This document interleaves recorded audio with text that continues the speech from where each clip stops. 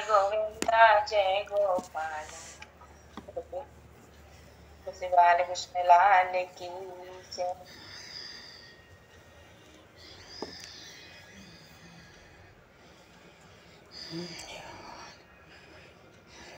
माता की जय, तुलसी माता की जय, पृथ्वी माता की जय, काशी महारानी की जय। जय जय श्री सीताराम,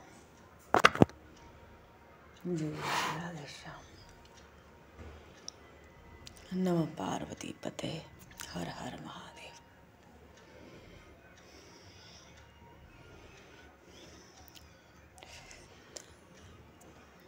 अनंत कोटि ब्रह्मांड नायक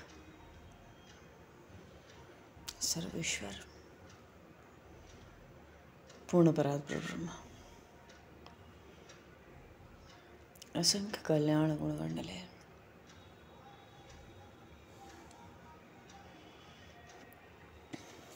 भक्तवांशा कल्पतरु शरणागत वत्सल भक्तवत्सल दीनबंधु दया सिंधु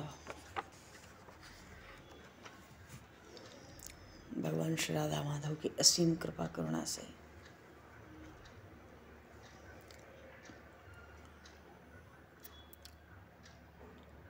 महापुरुषों के भाव में उपस्थिति में एवं आप सभी श्रद्धालु भक्त वैष्णवों की मंगल सनिधि में 84 कोस ब्रजमंडल धाम के हृदय स्थल श्री धाम वृंदावन से मानव जीवन का सर्वोत्कृष्ट फल भगवत गुणगान भगवत स्मरण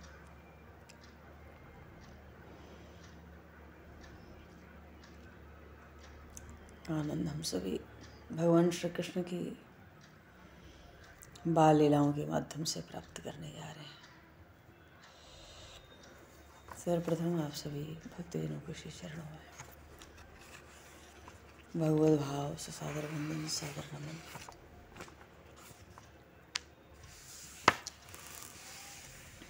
आप सभी को यथायोग्य जय सिया राम, जय जय श्री राधे, हरि शरणम, जय श्री कृष्ण।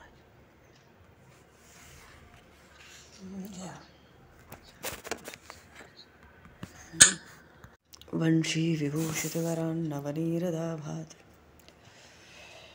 पीताम्बराधरुणबिम्बफलाधरोष्ठात् पूर्णेन्दुसुन्दरमुखादरविन्दनेत्रात् कृष्णात् परं किमपि तत्त्वमहं न जाने। कृष्णात् परं किमपि तत्त्वमहं न जाने।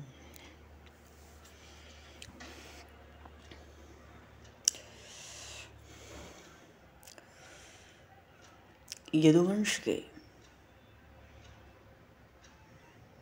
द्वापर के अंत में यदुवंश में भगवान श्री कृष्ण ने अवतार लेकर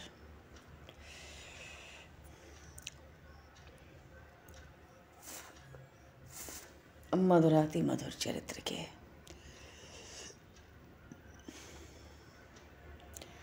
और उन भगवान के पावन चरित्रों का गुणगान करने से अगणित पतितों ने पापियों ने अभय पद पाया, परम पद पाया, मोक्ष पाया।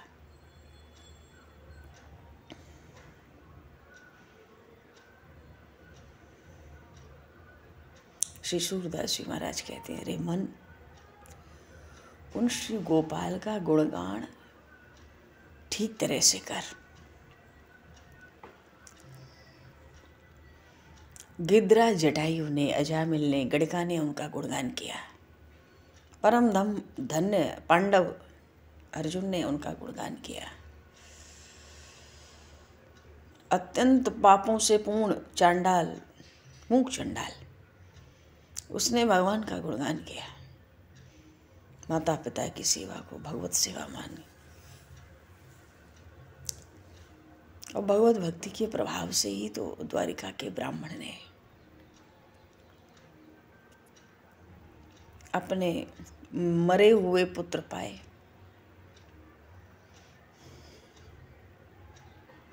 कहाँ तो सरोवर में ग्राह के द्वारा पकड़ा गया गैराज और हिरण्यकश्यप के द्वारा खंभे में बांधे हुए प्रहलाद जी ने, सबने भगवान का ही गुणगान किया।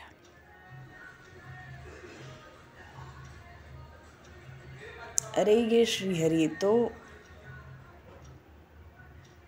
अपनी भक्त भवभंजन की प्रतिज्ञा को पूर्ण करने वाले,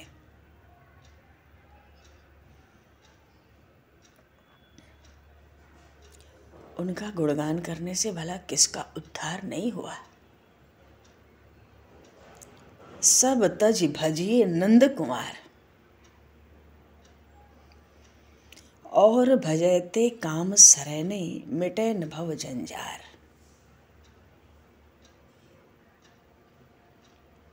सूर पाई यह समो लाहु लही दुर्लभ फिर संसार।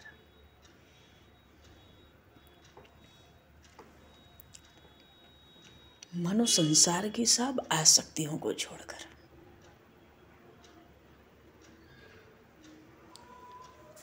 उन नंद नंदन का भजन करना चाहिए। दूसरे किसी का भजन करने से काम पूरा नहीं होगा, संसार का जंजाल नहीं मिटेगा। जिस जिस योनि में हम जन्मे उसी उसी में पाप का बोझ हम लोगों ने बटोरा, और उस पाप के भार को काटने में केवल भगवान का नाम तीक्ष्ण कुल्हाड़े में की तरह है। वेदों, पुराणों, भागवतों, गीता हों, सब शास्त्रों के सबके सिद्धांत का सार निचोड़ यही है कि उन भगवान के चरण कमल की जो नौका है, चरण कमलों को ही नौका बनाकर संसार समुद्र से पार उतर सकते हैं।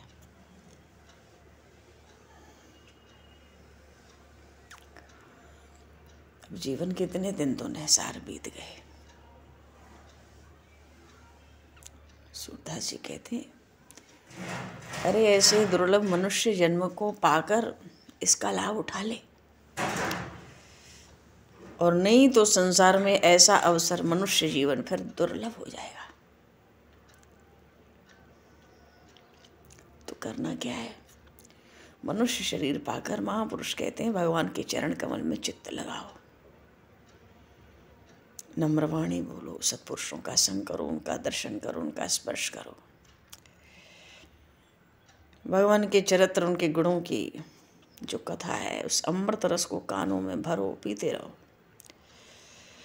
उन प्रभु के सुंदर मुखारविंद का ध्यान नेत्रों में सदा करो। सब जगह भगवान की मूर्ति देखो।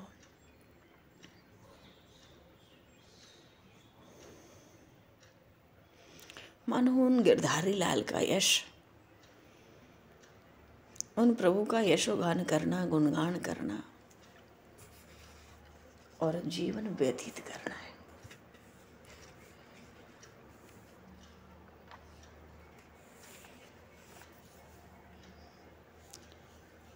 और कोई अपना मन प्रभु में जोड़ दे, मन वाणी कर्म से, सच्चाई से, दूसरे सब उपाय, दूसरी सब चर्चा छोड़कर भगवान में लगा रहे, जिह्वा से रात दिन मानो निरंतर उनका नाम लिया करे, तो जो प्रेमानंद उसको प्राप्त होगा वो वर्णन में नहीं आ सकता।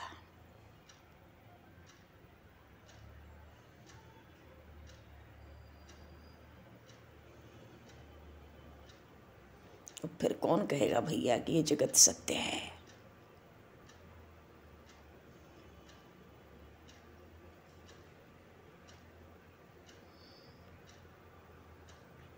ऐसा भक्त तो भगवान के स्वरूप में ही जाकर लीन होता है, जगत में नहीं नाचता, मानो जन्म मरण के चक्र में नहीं पड़ता।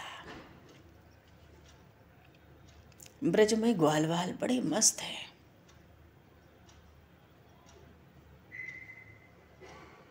सदा ही उन श्याम सुंदर, उन बलराम जी का गुणगान करते रहते हैं। उन श्याम सुंदर को छोड़कर, उन बलराम जी को छोड़कर दूसरे किसी देवता को स्वप्न में भी हृदय में नहीं लाते हैं। तो यही प्रभु का नाम गुणगान महापुरुषों का जप होता है, तप होता है, नियम होता है, व्रत होता है। इसी का सदा ध्यान होता है। और यही ध्यान हो, यही ज्ञान है, यही स्मरण है।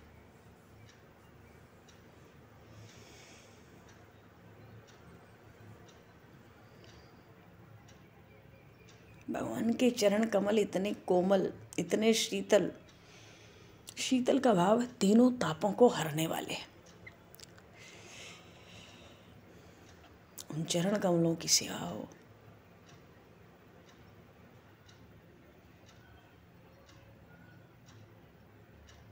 और जब भगवान त्रिभंग ललित होकर खड़े हुए ब्रज में,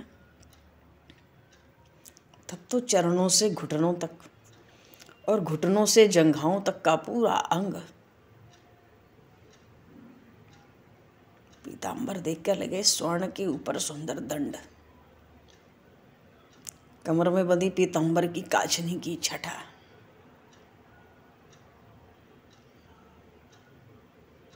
करधनी का सुंदर शब्द, जैसे हंस के बच्चे मधुर स्वर करते हो। नाभि के ऊपर प्रभु की जो रोमावली है, गले में मोतियों के माला, वक्ष पर चंदन, उस पर वनमाला लहरावे।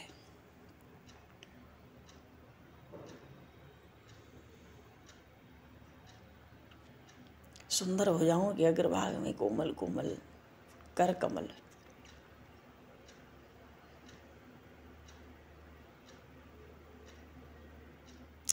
अत्यंत सुकुमार मुख पर श्री वंशी पधराए प्रभु, शरद पूर्ण के समान मुख चंद।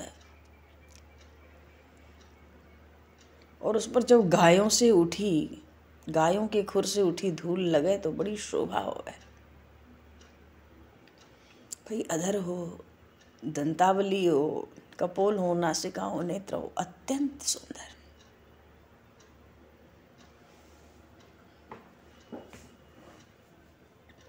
कानों के नीचे के भाग पर कुंडल ऐसे हिलते हैं मानो कामदेव ये नृत्य करे। भौवें बड़ी तिरछी हैं, धनुषाकार, लाट पर तलक की रेखा, मस्तक पर मोर मुकुट,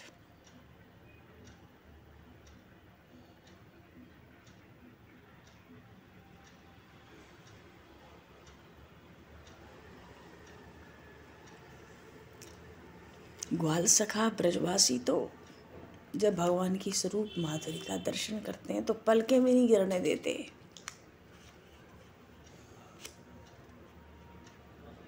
इसलिए भगवान के चरण कमलों का आश्रय जीव पकड़ा रहे। वो तो कमल से भी अत्यंत मनोहर है, सब सुख देने वाले भगवान के चरण कमल। अरे सनकादिक ऋषि हो या भगवान शिव, सब उन्हीं का ध्यान करते हैं। वेद पुराण भी सब उन्हीं का महात्मा वर्णन करते हैं। वे ही चरण कमल उन शेष नाग, शारदा, देव ऋषि, नारद संतों के चिंतन का आधार है। चरणों की रज का जो प्रताप है अत्यंत दुर्लभ। वो तो लक्ष्मी जी का भी मंगल करे। वही चरण रज पाने के लिए श्री भगवती लक्ष्मी चरणों की सेवा करें। स्पर्श हुआ तो गंगा जी औरों को भी पवित्र करने लगी तीनों लोगों में।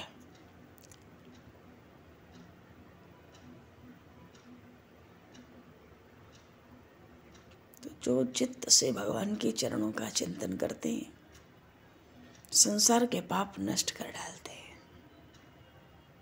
अपना तो उद्धार करते हैं, दूसरों का भी उद्धार करते हैं।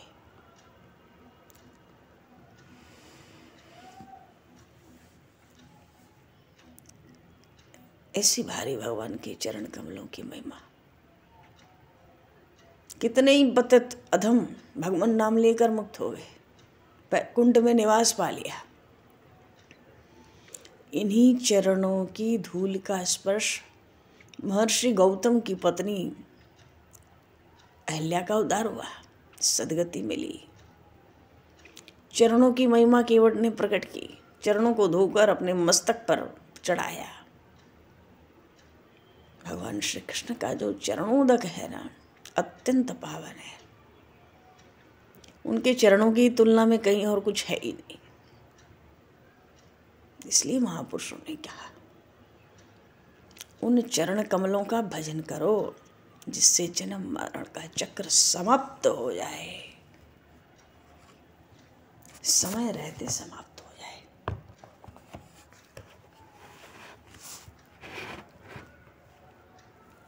पूर्व में प्रसंग आया, बकासुर के वध के बाद सबको चिंता हुई, क्योंकि अब वहां भगवान ने अपना बल पौरुष पराक्रम प्रकट किया बकासुर के वध में, जिसको ग्वाल वालों ने प्रत्यक्ष देखा तो खूब गाया।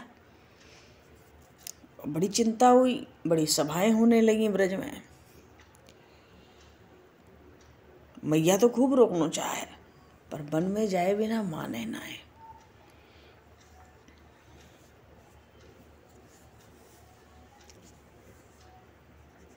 श्री जी ने भी सखियों से चर्चा करी। जब पता पड़ा कि अरे ये श्री कृष्ण वही हैं जो बंशी बजावे, तो जो बंशी बजावे जो श्री कृष्ण है वही तो नंद नंदन है जहाँ मैं गई थी। बहुत आनंद हुआ। क्या कला है, क्या विद्या है, क्या बल पराक्रम पौरुष है। श्री जी ने सखियों को बताया। मैया को आए के नंदगांव से सेवक सुनाए रहे थे। मनो बाल कृष्ण के जो लीला चरित्र हैं,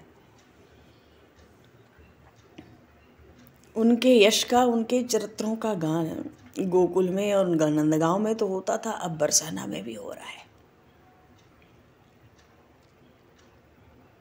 मानो संपूर्ण ब्रज में दर्शन के योग्य, गुणगान के योग्य उनकी रूप माधुरी, उनके लीला चरित्र। धीरे धीरे इतना आनंद बढ़ने लगा कि उन भगवान श्री कृष्ण के जो बाल चरित्र थे, जो गोकुल में प्रभु करते थे, उनमें भी कुछ कुछ लीला चरित्र उन नंदनंदन के बरसाने में उनकी भी चर्चा होने लगी। क्यों पनघट पे न जाने क्या क्या करें। कल भी बात चल रही थी। तो अब तो जो पुराने चरित्र गोकुल के भी प्रकट होने लगे। तो किसी ने सुनाया कि रे जब ये छोटे से थे ना बाल गोविंद, ये कोई आज ऐसे हैं सो बात नहीं, तो जन्म से ही बहुत विलक्षण है। छोटे से थे यशोदा मैया की गोद में। मैया को बड़ा आनंद आवे, बार बार इनके मुखारविंद का दर्शन करे। अरे ये तो आनंद की स्वयं ही आनंद कंद है, आनंद की घन मूर्ति है।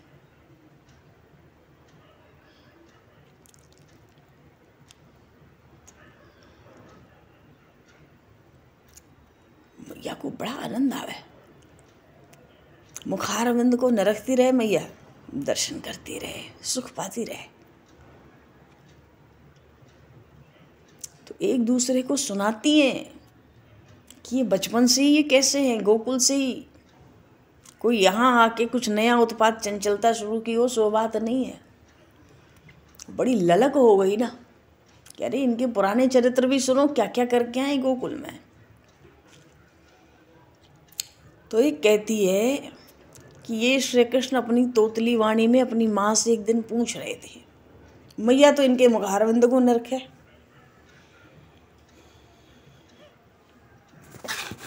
और ये मैया से पूछें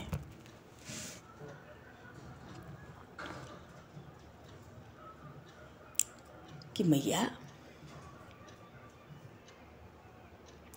जाए कारण से तो अत्यंत सुख है रहे हो है, वह कारण को मुझको समझा कर कह। अब बोलो, नन्हे से हैं मैया के अंक में, देख रहे मैया बड़ी प्रसन्न है, मानो मैं भी प्रसन्न हो जाऊं। मैया कहा कारण है, तुझे तो अत्यंत सुख है रे वे, मोह समझा कर कह। तो मैया बोली, लाला देख, तेरा मुख कमल देखते ही मेरे मन में आनंद आ जाए। अब वो आनंद को कहाँ बताऊं मैं, वहां तो जीभ भी मौन हो जाए। अरे भगवान की रूप माधुरी तो एक अलौकिक आनंद है। तो कन्हैया अपना सुंदर मुखड़ा ना मुझे बार बार दिखाते रहे, वाह देखने की मुझे बड़ी इच्छा है। अब मेरे समान पुण्य पुंज कौन, क्यों तेरे समान कोई बालक ही नहीं है।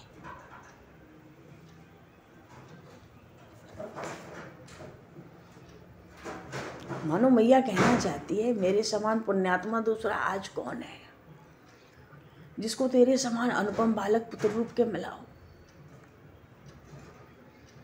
अरे भगवान ने प्रेम वश होकर ही तो मनुष्य रूप धारण किया है, ब्रजवासियों का हित करने के लिए, हित करते सुख पहुंचाने के लिए। और जब स्वयं बाल क्रीड़ाओं में जाते हैं, बाल लीलाओं में, उस रस के आवेश में प्रभु मगन हो जाते हैं। और एक दिन कोई कहे कि अरे एक दिन या कृष्ण ने अपनी मैया से कहो, मैयारी तू मोहे छोटी किंतु मोटी चिकनी मिस्सी रोटी घी लगा कर दे।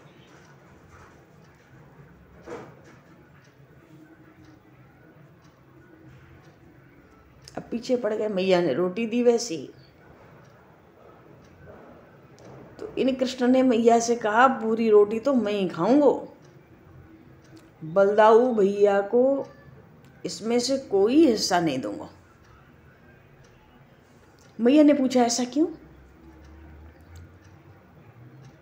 अरे मैया भला इसमें तेरा क्या बिगड़ा है, तू क्यों पूछे? मत पूछ, मैं अकेले खाऊंगा। इतना कह के इधर उधर चले जाते हैं और बालकों को, सखाओं को बुला लेते हैं, उनको रोटी दिखा दिखा कर उनके मांगने पर भी न देते और चढ़ाते और हैं। पर भगवान के ऐसी चरित्रों को देख देख के गोपियां, यशोदा मैया सब तो आनंद से भर जाए, सबके शरीर में रोमांच है जाए। और ये श्री कृष्ण अपने ही नूपुरों की ध्वनि, चरणों में जो नूपुर मणि में धारण कर रखे हैं, अपने ही नूपुरों की ध्वनि, करदनी का मधुर शब्द सुन सुनकर, कूद कूद कर, किलक किलक कर खड़े ही खड़े रोटी खा रहे हैं। कमर में सुंदर काचनी, सिर पर विचित्र मुकुट की, भाई मुकुट के आकार की टोपियां लगावे, चेतनियां।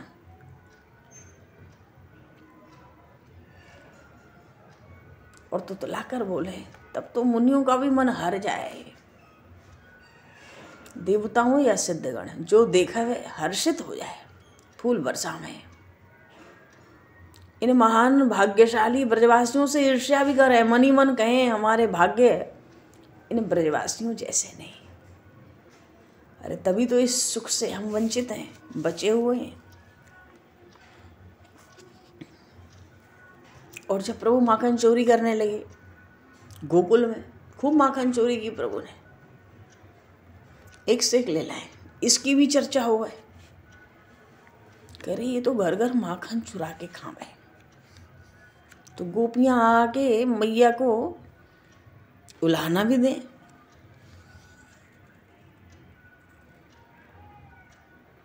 एक गोपी तो आकर एक बार यशोदा मैया से कह रही थी,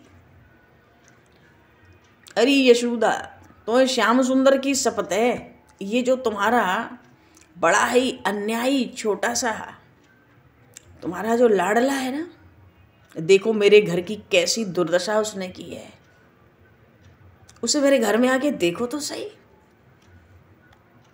अरे दूध दही माखन की हानि हो तो सह लें, हम तो कुछ भी नहीं कहती, क्योंकि भाई हमें भी तो इसी ब्रज में इसी बस्ती में रहना ही है।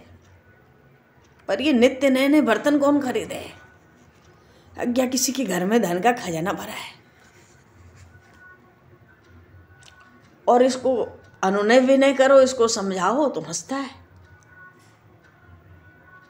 और इसको डांटने की कोशिश करो तो आंखें तरेर के ये खुद ही डांटता है। न जाने अभी से इस तरह के चरित्र इस लाला ने कहां से सीख लिए हैं। और इस समय मैया के मुंह की ओर निहारते हुए ऐसे सकुचाकर सिमटकर खड़े हैं स्थिर, मानो सबकी दृष्टि में बस यही साधु हैं। तो वो ग्वालिन की मैया के सामने उन प्रभु से कहती है, जो साधु की तरह सीधे साधे भोले भाले बन के खड़े रहते हैं, मैया के सामने कहती है, क्यों प्रभु जी, सवेरे जो कुछ कहकर आप भागे थे मेरे घर से, क्या मैं उन बातों को कह दूं? और कही नहीं। श्री कृष्ण बोलने लगे, मैया ये मुझ पर झूठ मूठ दोष लगावे, इन सबन को तो पराये घर में भटकने की टेव पड़ गई है, इसीलिए तो अपने घर आने के लिए तरह तरह की युक्ति रचा करें, अपने घर में शांति से काम धाम ना करें। इनके पीछे मैंने खेलना तक छोड़ दिया, तब भी इनसे बच नहीं पाता हूं। स्वयं ही अपने बर्तनों को तो ये फोड़ दे मैं, और दही दूध में हाथ डुबाकर उलाहना देने चली आती हैं, और कभी तो बालकों को सखाओं को रुला देती हैं, उनके हाथ पकड़कर बहाना बनाती हैं, उठ उठ कर दौड़ी आती हैं, और करती तो सब कुछ खुद ही है, दोष मढ़ती हैं दूसरे के सर। अब बातें करें ना मैया, ये ब्रह्मा जी को भी मात दे देगी, ऐसी चतुर है। मेरी कैसी आदत है मैया, तू एक बार दाऊ भैया से पूछ तो सही, वो तो निरंतर मुझे अपने साथ खिलावे। मेरा कैसा स्वभाव है, सीधा सरल। अब मुझे तो वो सखा भी अच्छे ना लगे जो दूसरे के साथ अन्याय करे, फिर भला मैं किसी के साथ कैसे अन्याय करने जाऊं? अरे भैया ये तो टपर टपर टपर तड़ातड़ बोलते जा रहे हैं। तो जो ग्वालिन आई थी शिकायत करने, वो तो मुंह छिपाकर अपने आंचल में हंसने लगी। तो ऐसे नंदनंदन के यशोगान का कौन से ऋषि मुनि है जो आज गान नहीं कर रहे?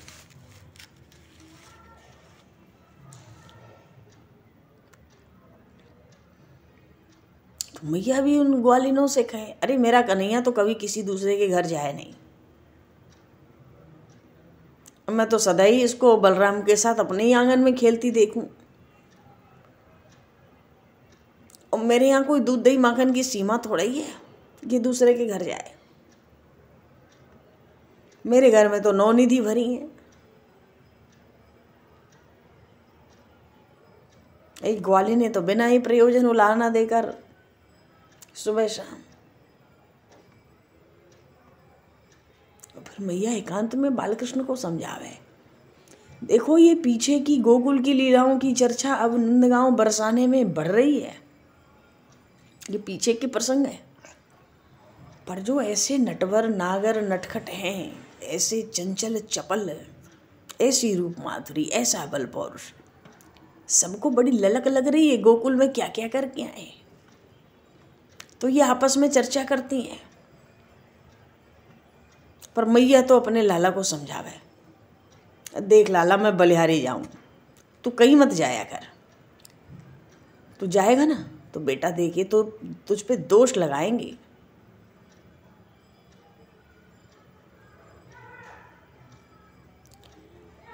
और वही गोपियां तो प्रभु के मुखारबंद को नरक नरक कर मैया डांट भी दे कन्हैया लाल को, प्यार से भी समझावे, बड़ी सुख पावे, ठीक है। अरे ये तो भगवती महालक्ष्मी के हृदय के रत्न हैं। अब ये गोपियां उन प्रभु को निरंतर ही देखते रहना चाहती हैं, इसीलिए तो उलाहने के बहाने बना बना कर बार बार नंद भवन के प्रांगण में आया करती हैं। और जब पीछे से पकड़ ली वो सखियां गोपियां, तो बड़े व्यंग से कहें कन्हैया से, क्यों कन्हैया बता, तू ऐसी बातें बनाता है मैया के सामने साधु बनकर, मानो बस तेरी ही बात सत्य है, क्यों मोहन? जब हमने तुम्हें छोड़ दिया था, माखन चोरी कर रहे थे, फैला रहे थे, तोड़फोड़ कर रहे थे, और हमने जब तुम्हें छोड़ दिया तो मौका पाकर तुम क्या कहते हुए मेरे घर से भागे थे, याद है? और मैया के आगे जाके तो तुम सिसकियां भर भर के, भयभीत होकर, लज्जित होकर, मैया के सामने रूखा मुंह बनाकर सारी बातें अपनी संवार बना लेते हो। और वो यशोदा तुम्हें साधु समझकर बड़े स्नेह से हंसकर हृदय से लगा लेती है। तुमने तो हमारी ऐसी हालत कर दी है कि करोड़ों युक्ति का हम आश्रय ले लें, भले हम अपने पूरे परिवार की शपथ लेकर कहें तो भी हमारी कोई नहीं मानेगा, क्योंकि तुम्हारी ये जो बनावटी साधु की सूरत रहती है,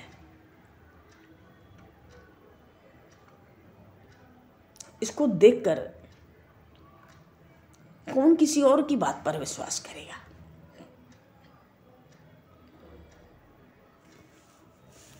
पर वो सखी कहती है,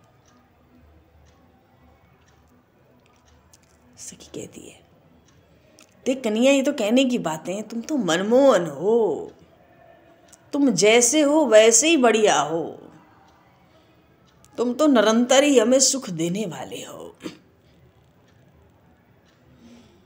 बात यह है प्रभु की,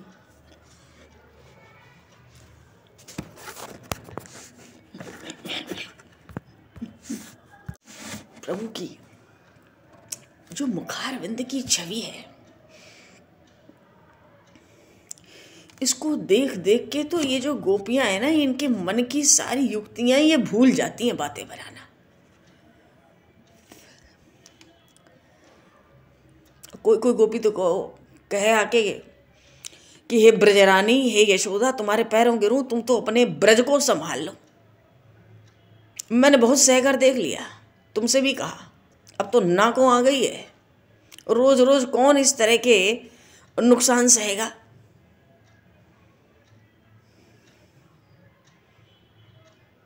भाई गोपियां तो दूध दही माखन से सुखी रहे, और वही जब ये सारा का सारा गोरस कन्हैया बर्बाद कर दे, कितने दिन जिया जाएगा?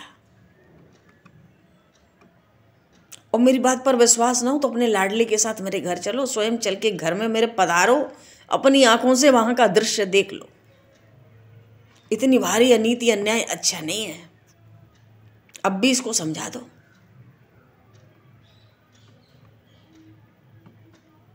मैया तो लालजू को हृदय से लगा ले, कहे बेटा तेरी बलैया है, अब आगे से ऐसा नहीं करना।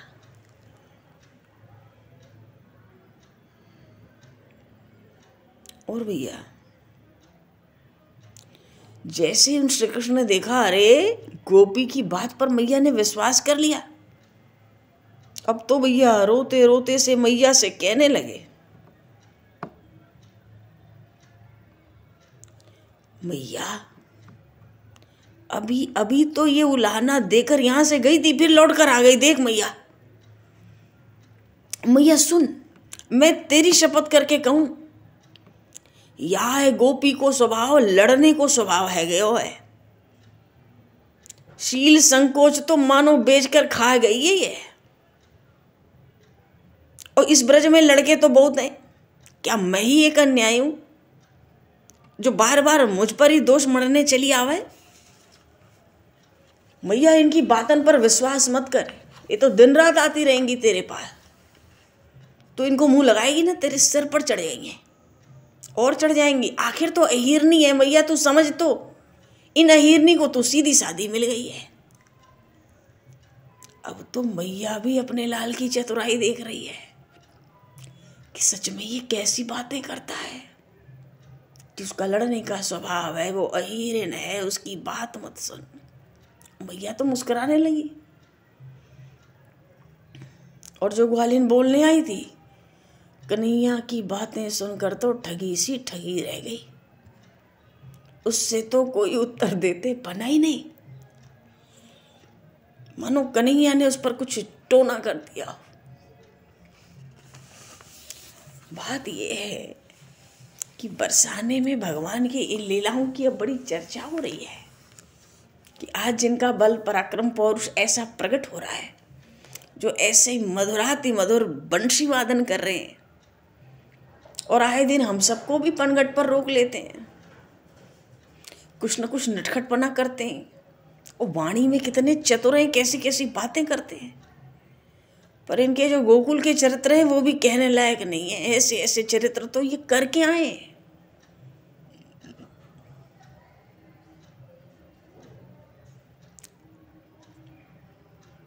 अरे क्या कहा जाए, कोई ग्वालिन तो आके मैया से कहे, अरे यशोदा अब तो ब्रज में बसना कैसे होगा, सारा का सारा ही दूध दही माखन ढरकाने लगा है तेरा लाल।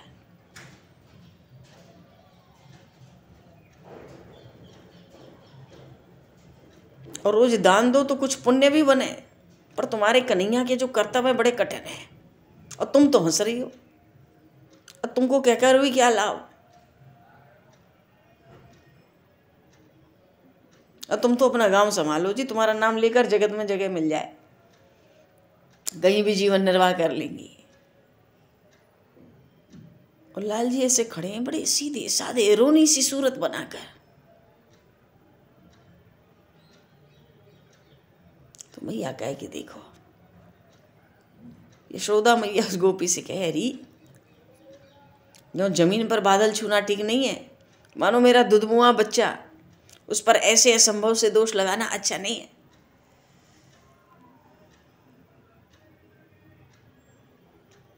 और मैया तो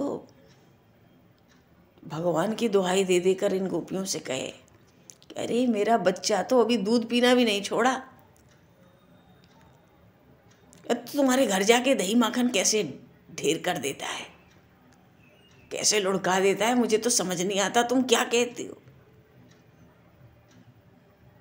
कन्हैया जब देखें कि गोपी तो फीकी पड़ गई, झेप गई,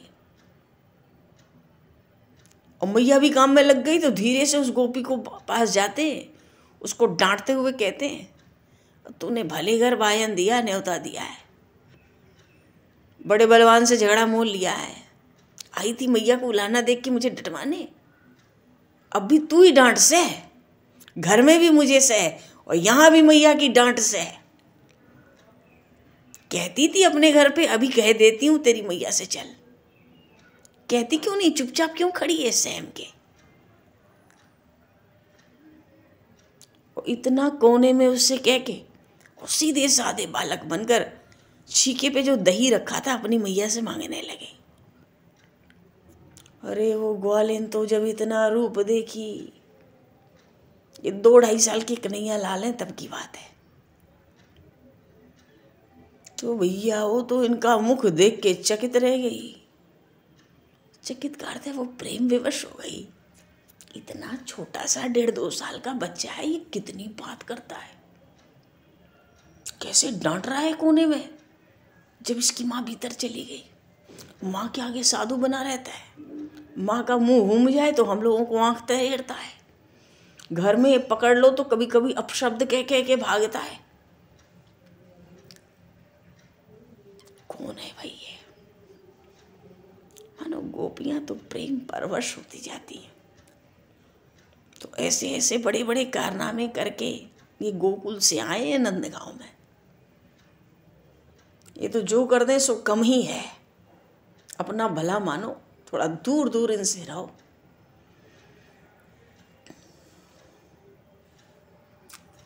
बोलिए श्री भक्त वत्सल भगवान की है, श्री नंदन श्याम सुंदर भगवान की। देखो नंदगांव के लोगों को तो खूब पता है, पर बरसाने वालों को तो कुछ नहीं पता। अभी इनकी गोकुल की खास खास लीलाएं जन्मते ही इन्होंने आरंभ कर दी। ये सब एक दूसरे को कह सुन के बड़ा आश्चर्य करती है। जो इतने नटखट रहे हैं, जो इतने नटखट है, अब तो कुछ भले ही मालूम पड़ते हैं। यही सही,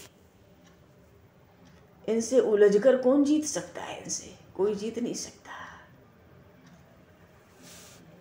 बोलिए श्री राधे कृष्णचंद्र भगवान की,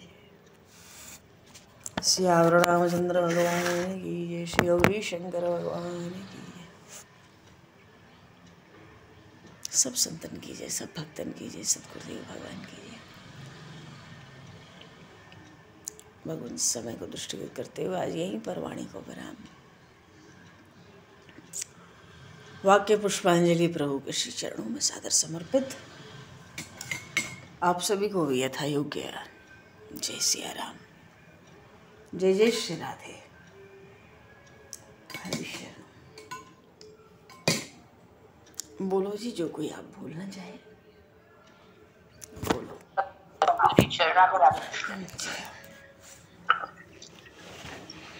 बोलो आप लोग बोलो। राधे राधे, जय शरणम, जय श्री राधे। बोलो सियावर रामचंद्र भगवान की जय, श्री भक्त वत्सल भगवान की जय, श्री शरणागत वत्सल भगवान की